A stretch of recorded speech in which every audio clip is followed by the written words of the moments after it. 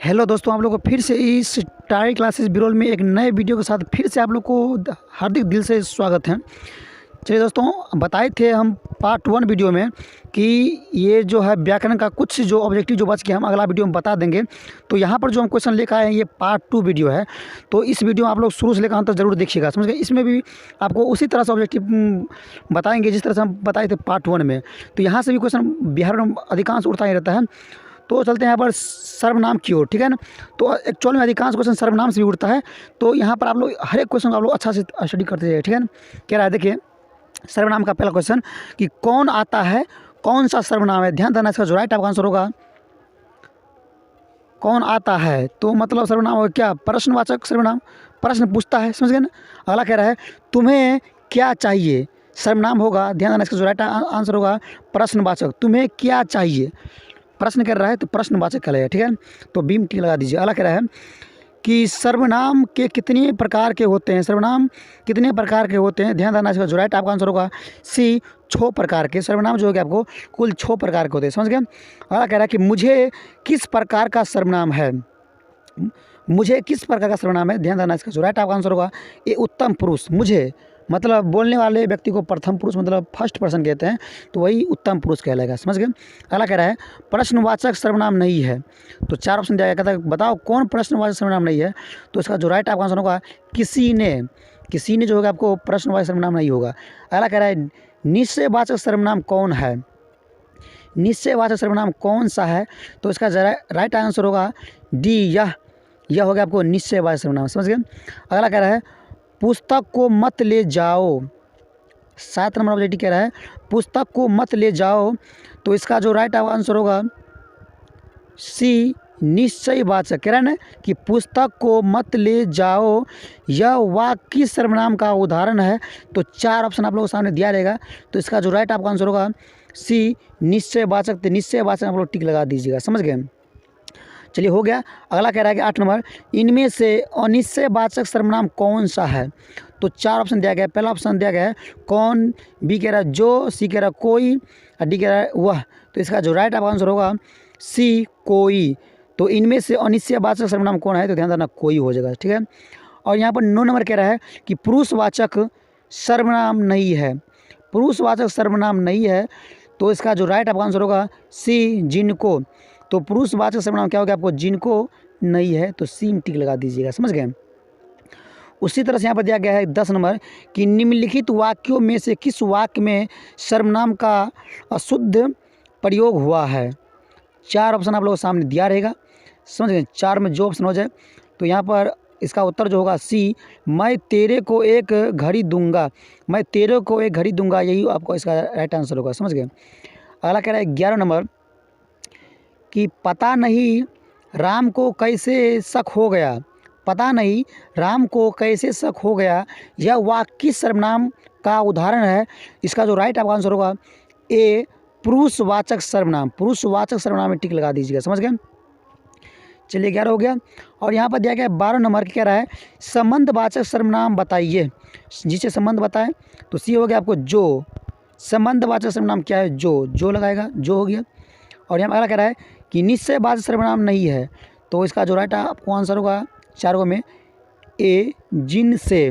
तो निश्चयवाचक सर्वनाम नहीं है, जिन से, समझ गए। अगला कह रहा है 14 नंबर तुम्हें क्या चाहिए, रेखांकित का सर्वनाम भेद है। तो इसका जो राइट आपका आंसर होगा बी, प्रश्नवाचक। मतलब तुमसे प्रश्न पूछ रहा है कि तुम्हें क्या चाहिए, तो रेखांकित का सर्वनाम क्या होगा, प्रश्नवाचक, समझ गए।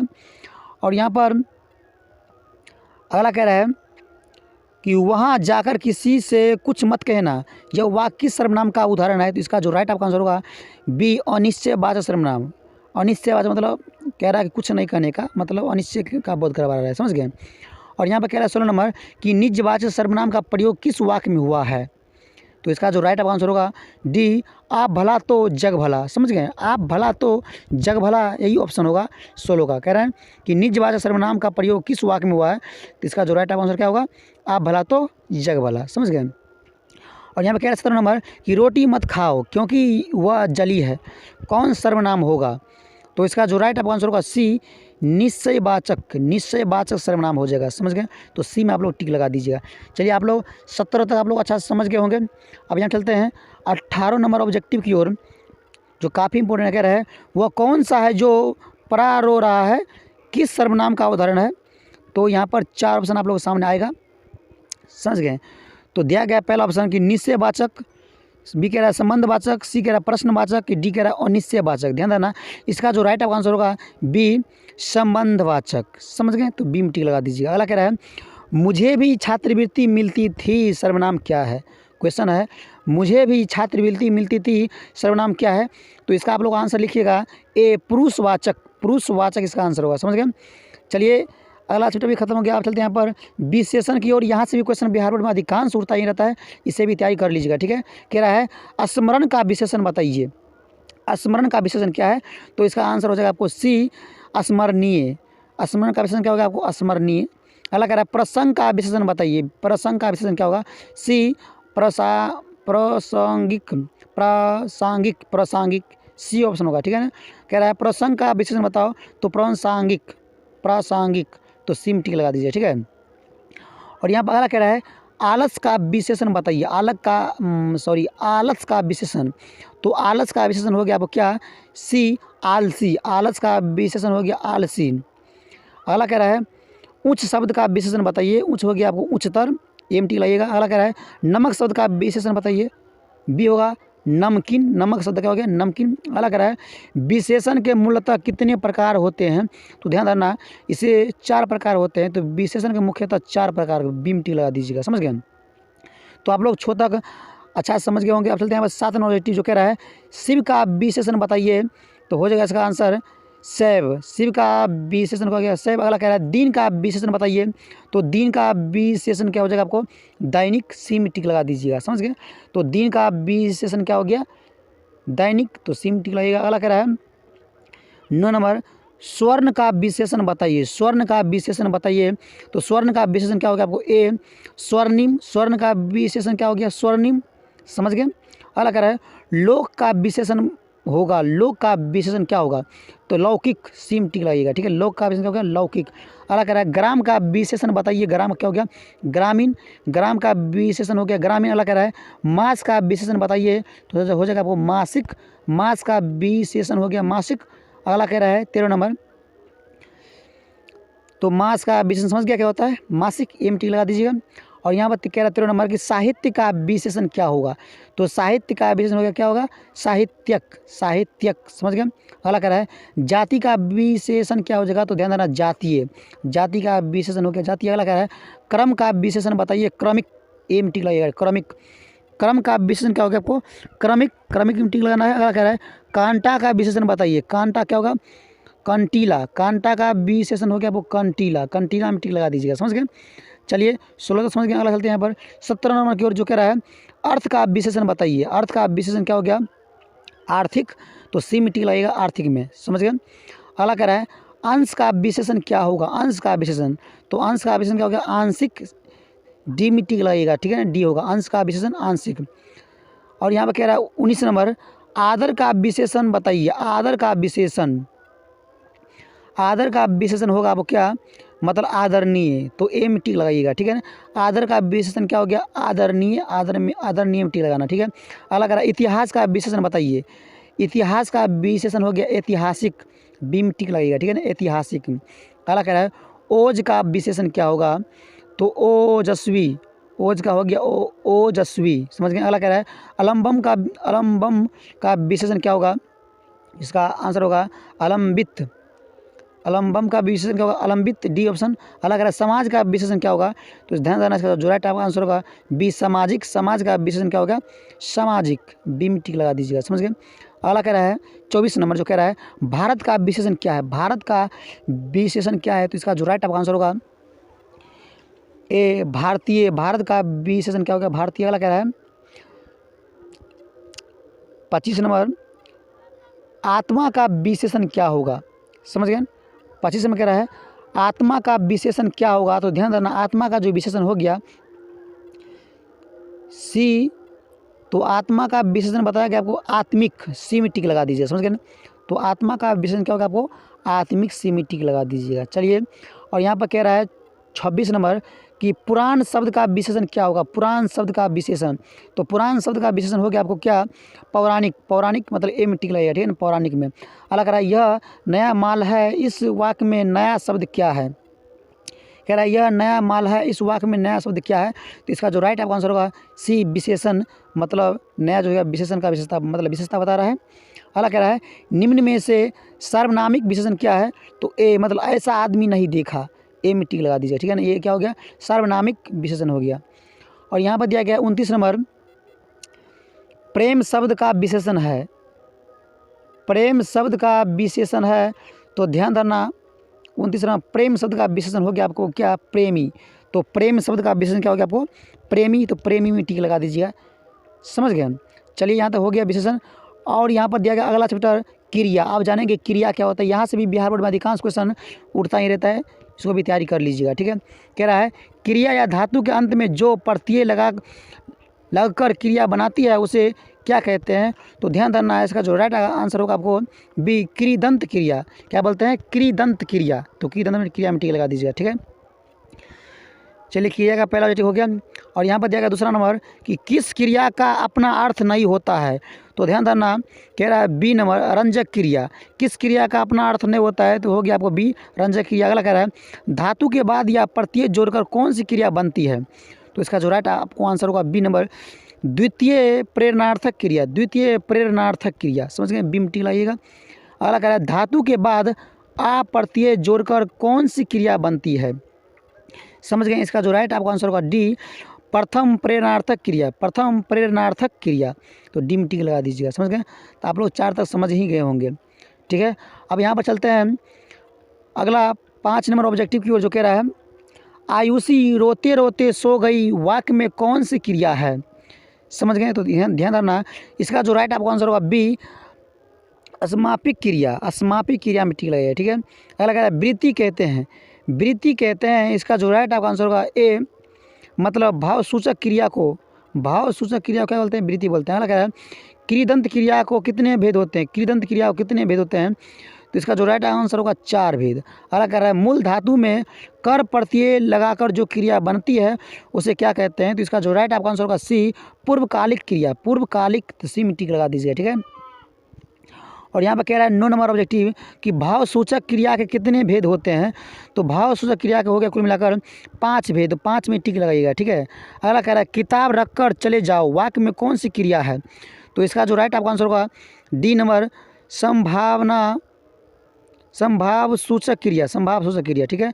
और कह रहा है 11 नंबर कि कार्य के आधार पर क्रिया के कितने भेद होते हैं। ध्यान देना, कार्य के आधार पर क्रिया के कुल 2 भेद होते हैं। अगला कह रहा है सकर्मक क्रिया के कितने भेद होते हैं। तो सकर्मक क्रिया के 3 भेद, 3 में टिक लगेगा, ठीक है। अगला कह रहा है काम का नाम बताने वाले शब्द क्या कहलाते हैं। तो सी, क्रिया। तो काम का नाम बताने वाले शब्द क्या बोलते हैं, क्रिया बोलते हैं। अगला कह रहा है क्रिया के रूप परिवर्तित होते हैं, क्रिया के रूप परिवर्तित होते हैं।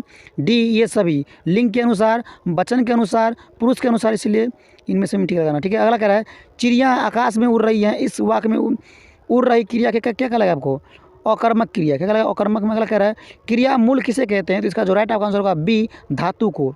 चलिए, क्रिया भी खत्म हो गया। अब यहाँ चलते हैं उपसर्ग पर। उपसर्ग से भी क्वेश्चन अधिकांश उठता ही रहता है बिहार बोर्ड में, इंटर में और मैट्रिक दोनों में, तो ध्यान रखना। तो चलते हैं उपसर्ग के बारे में, जो यहाँ पर दिया गया है। पहला ऑब्जेक्टिव विकास शब्द में उपसर्ग है, क्वेश्चन है विकास शब्द में उपसर्ग है। तो इसका जो राइट आपका आंसर होगा ए, बी। बी क्या हो गया आपको, मतलब ध्यान देना कि उपसर्ग हो गया शुरू वाला, प्रत्यय हो गया लास्ट वाला, ठीक है। अगला कह रहा है अतिरिक्त शब्द में उपसर्ग क्या है, मतलब अति हो गया। अगला कह रहा है निवास शब्द में उपसर्ग क्या है। तो ध्यान देना, नी हो गया, शुरू वाला नी आता है इसलिए नी। अगला कह रहा है भर पेट में कौन सा उपसर्ग है। तो भर, तो भर, सीम टिक लगाना। अगला कह रहा है पुरातन में कौन सा उपसर्ग है। ध्यान देना, पूरा।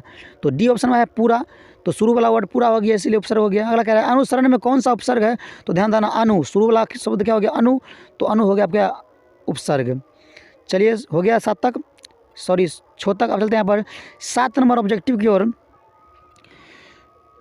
तो 7 में कह रहा है कि अभियोजन में कौन सा उपसर्ग है। अभियोजन में कौन सा उपसर्ग है, ध्यान देना। इसका जो राइट आपका आंसर होगा सी, अभी। अभियोजन में कौन सा उपसर्ग होगा, अभी। तो टिक लगाना। अगला कह रहा है प्रख्यात में कौन सा उपसर्ग है, ध्यान देना, प्र, शुरू वाला वर्ड क्या हो गया प्र, तो प्रम टिक लगाना है। अगला कह रहा है बेइंसाफी का प्रति उपसर्ग बताओ, तो इसका जो राइट ऑफ आंसर होगा बे, शुरू आ गया बे तो इसीलिए बे होगा। अगर प्रतिकूल में कौन सा उपसर्ग है, तो शुरू वाला क्या होता है प्रति, प्रति बी, बीम टिक लगाना है, ठीक है। अगला क्वेश्चन है कि अनुवाद में कौन सा उपसर्ग है, अनुवाद में, अनु जोर बाद, अनु शुरू वाला वर्ड हो गया अनु, तो अनु में टिक लगाना, अनु कौन ऑप्शन दे रहा है बी में, तो बी वर्ड हो जाएगा, बी में टिक लगाना, ठीक है ना। तो ध्यान देना उपसर्ग मतलब क्या हो गया शुरू वाला, प्रति मतलब क्या हो गया लास्ट वाला, समझ गए। अगला कह रहा है निर्वाह में कौन सा उपसर्ग है, तो निर्वाह सी क्या होगा आपको निर्वाह, तो निर में टिक लगाना है, समझ गए। अगला कह रहा है बेईमानी, 13 में कह रहा है आपको क्या है बेईमान में कौन सा उपसर्ग है, बेईमान में कौन सा उपसर्ग है, ध्यान देना, इसका जो राइट आपका आंसर होगा सी बे, बे हो जाएगा, आपको बे में टिक लगा दीजिएगा। तो 13 तक आप लोग कंप्लीट हो गया। अब यहाँ पर दिया गया 14 नंबर कि किस शब्द में उपसर्ग का प्रयोग होता है, किस शब्द में उपसर्ग का प्रयोग होता है, इसका जो राइट आपका आंसर होगा ए उपकार में, उपकार में ध्यान देना, ठीक है। अगला कह रहा है विज्ञान में कौन सा उपसर्ग है, तो बी, बी में टिक लगाना है, बी शुरू वाला वर्ड हो गया बी। अगला कह रहा है संस्कार में कौन सा उपसर्ग है, संस्कार में कौन सा उपसर्ग है, इसका जो राइट आंसर होगा बी सम, सम हो गया। अगला कह रहा है पुरोहित में कौन सा उपसर्ग है, पुरोहित में कौन सा उपसर्ग है, ध्यान देना, इसका जो राइट आंसर होगा पुरः, पुरः में टिक लगाना है, शुरू वाला पुरः हो गया। अगला कह रहा है संकल्प में कौन सा उपसर्ग है, तो ध्यान देना सम हो जाएगा, सम, क्योंकि अनुस्वार जो है मोम बदलता है इसलिए सम, सिम टिक लगाना है। अगला कह रहा है स्वागत में कौन सा उपसर्ग है, तो ध्यान देना इसका जो राइट आंसर होगा सु, स्वागत, सु जो आगत मतलब स्वागत, सु हो गया। अगला कह रहा है 20 नंबर कि उपमान में कौन सा उपसर्ग है, उपमान में हो जाएगा क्या हो गया आपको उप, उप हो गया, उपमान में उप हो गया आपको उपसर्ग। अगला कह रहा है प्रतिनिधि में कौन सा उपसर्ग है, प्रतिनिधि, प्रति, प्रति ए है प्रति इसीलिए प्रति हो गया। अगला कह रहा है उपवास में कौन सा उपसर्ग है, उप, उप किस में है ए में, तो ए में टिक लगा दीजिए, ठीक है। उपवास में कौन सा उपसर्ग है, तो उप हो गया, ए में टिक लगाना है, ठीक है। और यहाँ पर दिया गया 23 नंबर कि अपलख में कौन सा उपसर्ग है, अपलख में कौन सा उपसर्ग है, ध्यान देना, इसका जो राइट आंसर होगा ओ अप, तो अप में टिक लगाना है, ठीक है ना। अपलख, अपलख में मतलब अप किस में है सी में, तो सी में टिक लगाना है। कह रहा है अभिनंदन शब्द में निहित उपसर्ग है, तो अभिनंदन शब्द में निहित उपसर्ग क्या हो गया ए अभी, अभी जो आ गया अभिनंदन, अभी हो गया। अगला 25 नंबर की अवकाश में शब्द में निहित वर्ड क्या है, अवकाश, अब हो जाएगा, ठीक है। अगला कह रहा है अनचाह शब्द में निहित उपसर्ग क्या, अनचाह, अन, अन में टिक लगाना है, बी ऑप्शन में है, समझ गए। और यहाँ पर दिया गया है अगला नंबर 27 नंबर कि 49 शब्द में निहित उपसर्ग है, 49 शब्द में निहित उपसर्ग है, तो इसका जो राइट आपका आंसर होगा ए उन, उन में टिक लगाइएगा, समझ गए। और यहाँ पर कह रहा है 28 नंबर कि प्र उपसर्ग में निर्मित शब्द नहीं है, प्र उपसर्ग में निर्मित शब्द नहीं है, किसका नहीं है, प्रतिशोध, प्रतिशोध का नहीं होगा, ठीक है। अगला कह रहा है नि उपसर्ग में निर्मित शब्द नहीं है, डी ऑप्शन होगा आपको निर्गुण, तो निर्गुण में आप लोग टिक लगा दीजिएगा। अगला कह रहा है निर उपसर्ग में निर्मित शब्द नहीं है, तो इसका जो राइट आंसर होगा डी, आपको निरंजन में टिक लगाना है, निरंजन में, समझ गया। और यहाँ पर कह रहा है 31 नंबर कि सम उपसर्ग में निर्मित शब्द नहीं है, सम उपसर्ग में निर्मित शब्द नहीं है, तो इसका जो राइट आंसर होगा ए सुमति, सुमति में टिक लगाइएगा, समझ गए। और यहाँ पर अगला कह रहा है स्वाभिमान में उपसर्ग है, स्वाभिमान में उपसर्ग है, तो इसका जो राइट आंसर होगा ए स्व में टिक लगाना है, समझ गए। और 33 नंबर कह रहा है कि परलोक शब्द में उपसर्ग है, परलोक, पर किस में आता है ए ऑप्शन में, तो ए में टिक लगेगा, ठीक है। अलग रहा है सब परिवार शब्द में उपसर्ग है, सब परिवार, सब किस में आता है, सब परिवार, सौ में ए में टिक लगाना है। अगला कह रहा है अधपका शब्द में उपसर्ग है, अधपका, अध, पहले अध आ गया इसीलिए अध हो गया, आपको ए ऑप्शन में ए होगा। अलग रहा है निडर शब्द में उपसर्ग है, नी सब, नी तब डर, तो नी हो गया आपको ए ऑप्शन में, तो इसीलिए नी हो गया आपको उपसर्ग। अगला कह रहा है अपकार शब्द में उपसर्ग बताओ, अपकार, अप, सॉरी उपकार, उप हो गया, उप, डी ऑप्शन होगा। चलिए उपसर्ग हो गया। अब चलते हैं यहाँ पर प्रत्यय की ओर। प्रत्यय मतलब अगला शब्द कह रहा है फलती में कौन सा प्रत्यय है, ध्यान देना, फलती में जो हो गया प्रत्यय आपको इत, इत में टिक लगाना। अगला कह रहा है चतुराई में कौन सा प्रत्यय है, इसका जो राइट आंसर होगा आई, चतुराई, आई लास्ट में क्या आता है, आई आता है, इसीलिए डी ऑप्शन होगा, डी में टिक लगाइएगा, समझ गए। तो 2 तक कंप्लीट हो गया।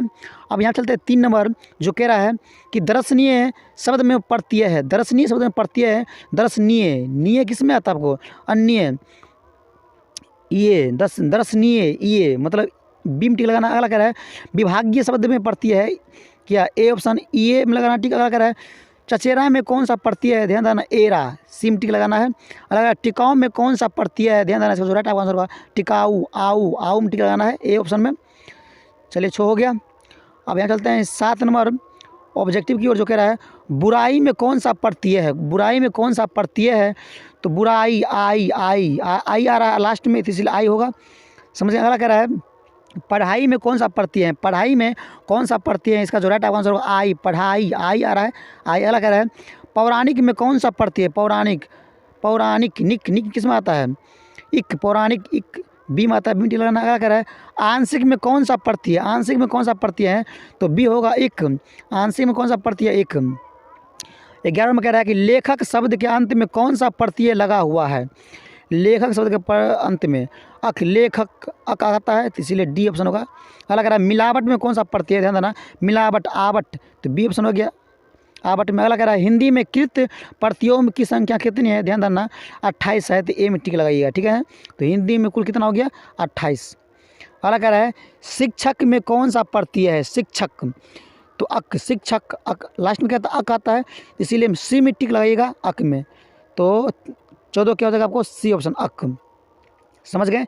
और यहाँ पर कह रहा है 15 नंबर कि कोष्टक में कौन सा प्रत्यय आता है, कोष्टक, तो बी कोष्टक, को तब न अष्टक आता है को।